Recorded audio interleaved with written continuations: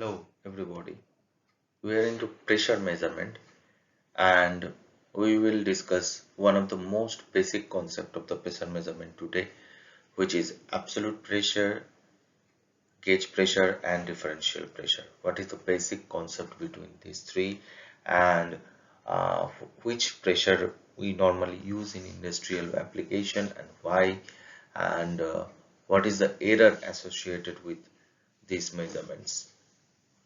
So when I say that absolute pressure, gauge pressure and differential pressure, it may seem very rudimentary, but still in industry there is lots of misconception associated with this pressure measurement. So this video aims to resolve all this misconception and make a sound foundation for your pressure measurement knowledge. So let's begin. So when we call absolute pressure, gauge pressure and differential pressure, so the basic change between these three is the change in the reference point.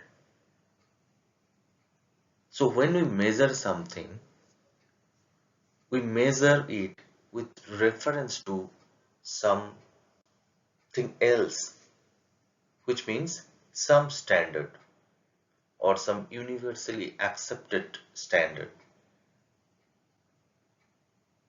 So in this case also, the reference point is getting changed for all these three measurements. In all three cases, we measure the pressure only, but the reference points gets changed. In case of the absolute pressure measurement, it is with respect to the absolute zero, that is the complete vacuum condition. So when we are measuring the pressure with respect to the complete vacuum condition, so this measurement is known as the absolute pressure measurement, or the pressure that is measured is denoted as absolute pressure.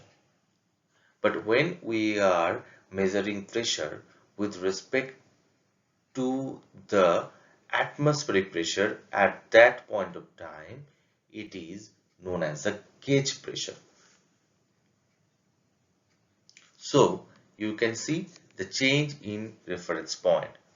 So in case of the absolute pressure, you measuring the pressure with respect to absolute zero, and in case of the gauge pressure, you are measuring the pressure with respect to the atmospheric pressure. So as you know, the atmospheric pressure may get changed depending on the weather or the altitude. So the gauge pressure measurements can come with some error, or rather will come up with some error due to the change in the atmospheric pressure. So if you confused at this point, let's go to our next slide to clarify it further. So here you can see that when we are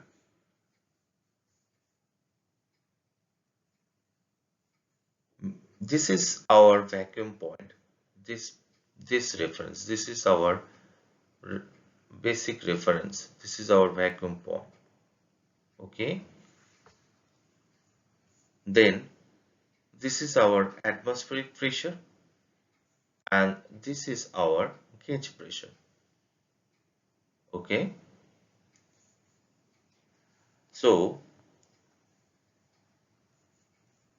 if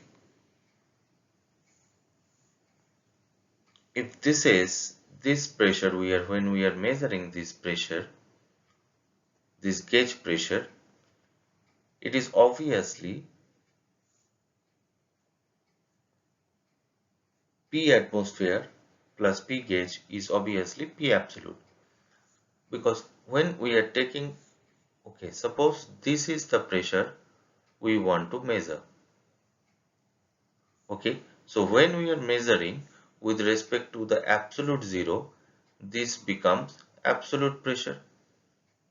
And when we are measuring with respect to this atmospheric pressure, it becomes atmospheric pressure. Okay, so P gauge is obviously P absolute. P gauge is obviously P absolute minus P atmosphere. Okay,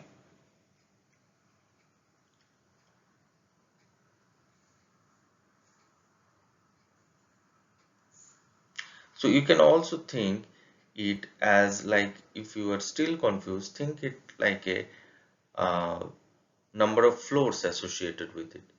So suppose you are in fifth floor.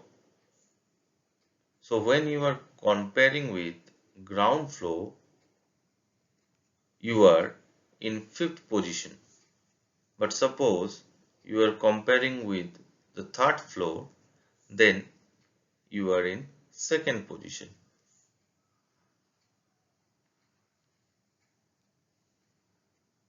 Okay, clear?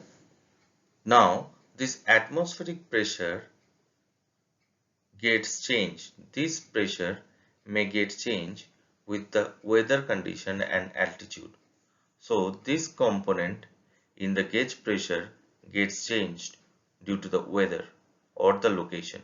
So this will hamper the gauge pressure measurement. Having said that, gauge pressure measurement is one of the most common kind of measurement that is being that is usually going on in the industry. The reason because this error introduced by this P atmosphere due to the change or weather condition or change in uh, location is not very high. It may be in the range of 200 millibar maximum. So if your measurement pressure is way above this range, then there is no question of taking account of this P atmosphere. Okay,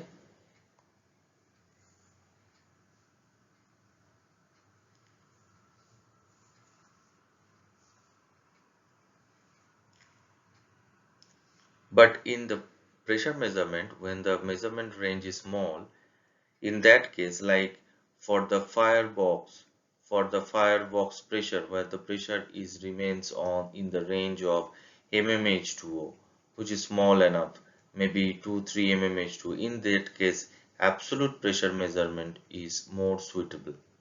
So if the pressure measurement is in the range of mmH2O within, say, up to 20 or 30 mmH2O, absolute pressure measurement is favored because error introduced by the atmospheric condition is much more higher. So we need to use our judgment to see that what kind of pressure measurement we will use. Again, when we are talking for DP measurement or differential pressure measurement, we are actually what we have a transmitter and we have a HP side and LP side, and we are uh, getting like HP side pressure minus LP side pressure, and both are the gauge pressure. So if you can say this is absolute minus P atmosphere HP, and this is HP minus P absolute minus P atmosphere. So this atmosphere portions cancels out, so P absolute minus P absolute in the high pressure and the low pressure. So differential pressure measurement, all the errors due to the atmospheric pressure measurement cancels out.